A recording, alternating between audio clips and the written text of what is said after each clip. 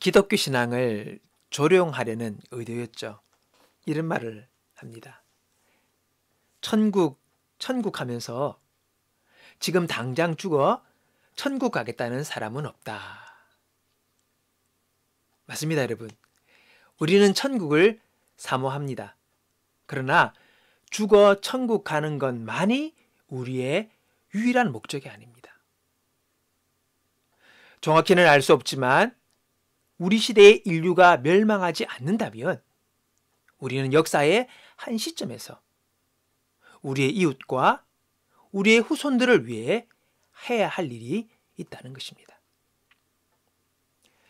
다니엘서는 불신의 나라에서 탁월하게 믿음을 지켰던 인물의 이야기가 나옵니다. 흡사 불신의 세상 속에서 믿음을 지키며 사명을 감당하려는 우리의 처지와도 유사함을 보게 됩니다. 다니엘서의 교훈 중에 한 가지는 역사를 주관하시는 하나님은 준비된 사람을 사용하신다는 것입니다. 다니엘서에 4명의 인물이 나옵니다. 10대의 나이에 바벨론의 포로로 끌려온 다니엘과 사드락과 메삭과 아벳느고입니다. 그들은 적군인 바벨론의 포로로 끌려온 처지였습니다만 그들은 여느 포로들처럼 낙심하여 되는 대로 살지 않았습니다. 그들은 여호와를 의지하여 절자와 절도를 지키며 미래를 위하여 준비하는 삶을 살기로 그들은 결심을 합니다. 그래서 그들은 3가지를 목숨 걸고 지켰지요. 첫째는 왕궁의 기름진 음식에 자신들을 물들지 않게 하고 채식을 하며 자신들의 건강을 지켰습니다. 왕궁이라는 곳이 너무 잘 먹어 몸을 망가뜨리는 곳이었습니다. 그들은 철저하게 식사 관리를 하며 기름진 음식으로 인하여서 몸과 마음이 병들지 않게 했습니다. 둘째는 왕궁에 넘쳐나는 술에 자신들의 영혼이 병들지 않도록 술을 금했습니다. 금주로 절제된 자기 관리에 집중했습니다. 셋째는 목숨을 걸다시피 기도 생활에 정성을 쏟았습니다. 하루 3차례 본향인 예루살렘을 하여 꿇어앉아 기도에 정성을 쏟았지요.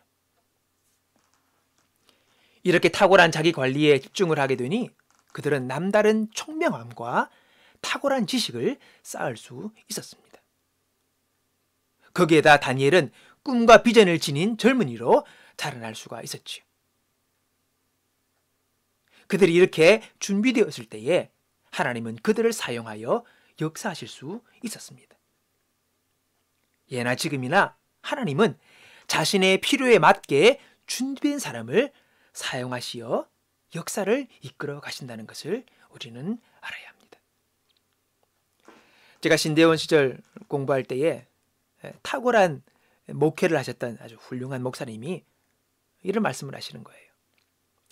절제가 동반되지 않고는 어떤 열매도 탁월함도 기대할 수가 없다. 참 맞는 말인 것 같아요.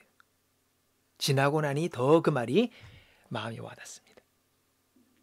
요즘 시대를 욜로 시대라고 하지 않습니까? 이 말의 의미를 보니 현재 자신의 행복을 가장 중시하고 소비하는 태도를 이르는 말로 미래 또는 타인을 위해 희생하지 않고 현재의 행복을 위해 소비하는 라이프 스타일, 이렇게 그 말을 정의하더라고요. 근데 이 말에는요, 자기 이상 실현이라는 목적이 포함되어 있지만 이것이 왜곡되어 지금이 중요하고 그리고 자신만의 즐거움을 위해 마음껏 사는 그런 삶을 잘 사는 것으로 생각하는 사람들이 많이 있다는 것입니다.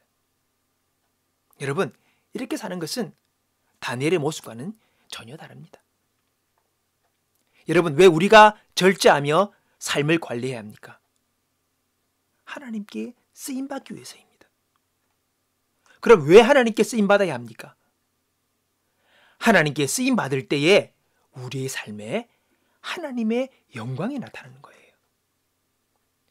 하나님의 영광이 나타나면 우리의 인격과 우리의 삶이 빛나게 됩니다. 사람들은 하나님의 그 좋으심을 우리를 통해 보게 된다는 것이지요. 하나님께 쓰임받는 것은 참으로 귀하고 복된 것입니다. 우리가 이 땅을 살아가면서 그분의 손에 쓰임을 받으며 살아간다는 것, 참으로 우리의 최고의 가치고 영예이죠. 이것은 그리고 나와 함께하는 모든 이들에게 복이 되는 것입니다. 여러분, 주께 쓰임 받기 위하여 나의 삶을 절제하며 다스리는 그런 주님의 은혜, 그리고 그것을 갈망하는 우리의 갈망들이 주의 은혜로 말미암아 넘쳐날 수 있기를 주님의 이름으로 축복합니다.